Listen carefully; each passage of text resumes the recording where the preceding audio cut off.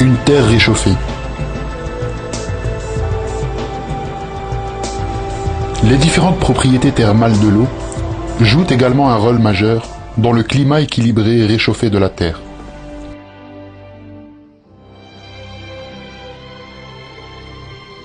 Grâce aux propriétés moléculaires de l'eau, les mers se réchauffent et refroidissent plus lentement que les terres. En effet, l'écart de température entre l'endroit le plus froid et l'endroit le plus chaud sur Terre peut atteindre 140 degrés Celsius.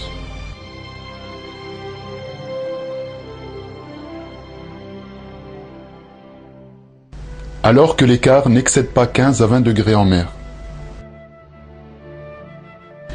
La même chose s'applique également aux différences de température entre le jour et la nuit.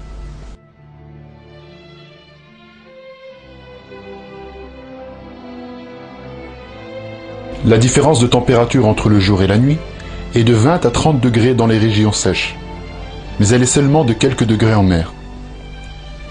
Ce phénomène ne concerne pas seulement les mers. La vapeur d'eau dans l'air instaure également un formidable équilibre. Par conséquent, l'écart de température entre le jour et la nuit est plus important dans les déserts où il y a moins de vapeur que dans les régions proches de la mer.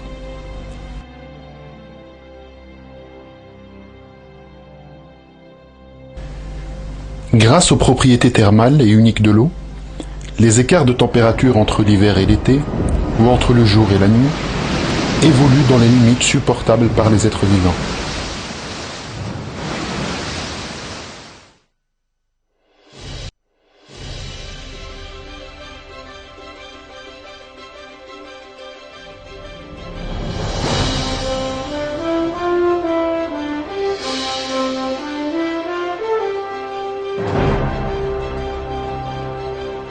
Si notre planète contenait plus de terre que d'eau, ou si les propriétés thermales de l'eau étaient sensiblement différentes, alors l'écart de température entre jour et nuit aurait augmenté, et la plupart des régions terrestres de la planète se seraient transformées en désert, et la vie aurait ainsi disparu.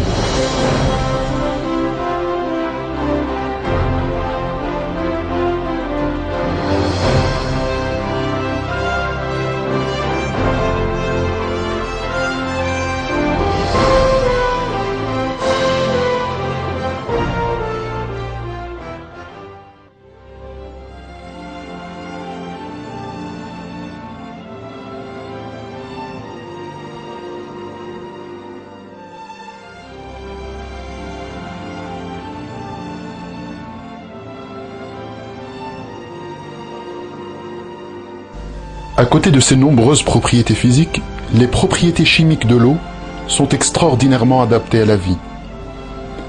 La plus importante étant que l'eau est un excellent solvant.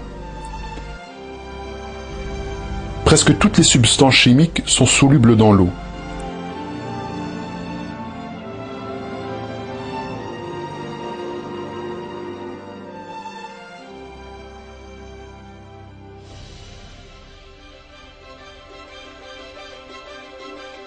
L'effet le plus important de cette propriété sur la vie peut être observé dans les rivières. Une quantité innombrable de minéraux et de produits chimiques, similaires et bénéfiques, sont conduits vers la mer par le moyen des rivières. De cette manière, quelques 5 milliards de tonnes de substances chimiques sont transportées à la mer chaque année. Ces substances sont essentielles à la vie dans les océans.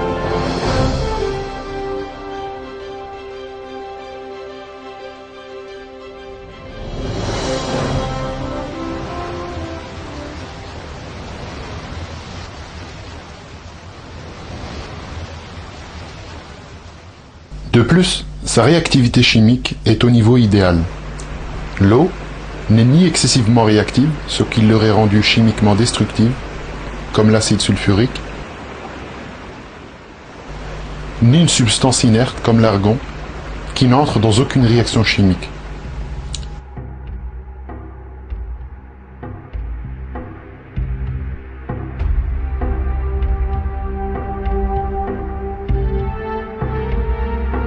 La compatibilité des propriétés chimiques de l'eau avec la vie surgit de manière encore plus précise à chaque avancée de la recherche.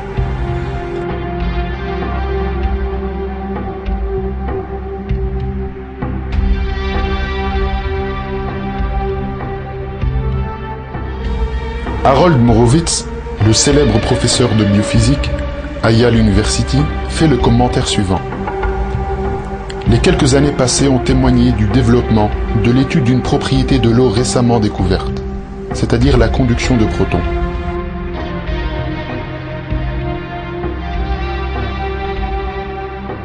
Qui semble être presque unique à cette substance et qui est un élément clé dans le transfert d'énergie biologique et a été certainement importante dans l'origine de la vie. Plus nous apprenons, plus certains parmi nous sont impressionnés par l'aptitude physique de la nature dans un sens très précis.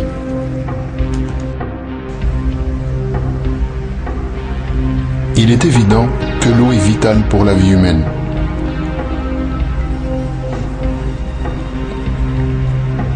Dans plusieurs versets du Coran, Dieu a attiré notre attention sur le fait que l'eau a été maintenue sur terre et donnée à l'homme comme une grande bénédiction. Et nous avons fait descendre l'eau du ciel avec mesure.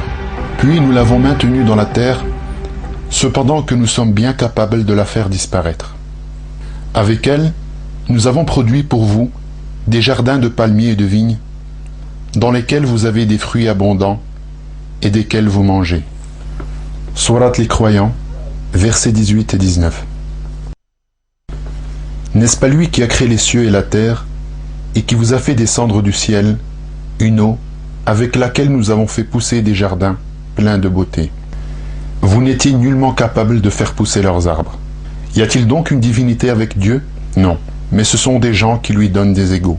N'est-ce pas lui qui a établi la terre comme lieu de séjour, placé des rivières à travers elle, lui a assigné des montagnes fermes et établi une séparation entre les deux mers? Y a-t-il donc une divinité avec Dieu? Non, mais la plupart d'entre eux ne savent pas. Sourate les fourmis, versets 60 et 61.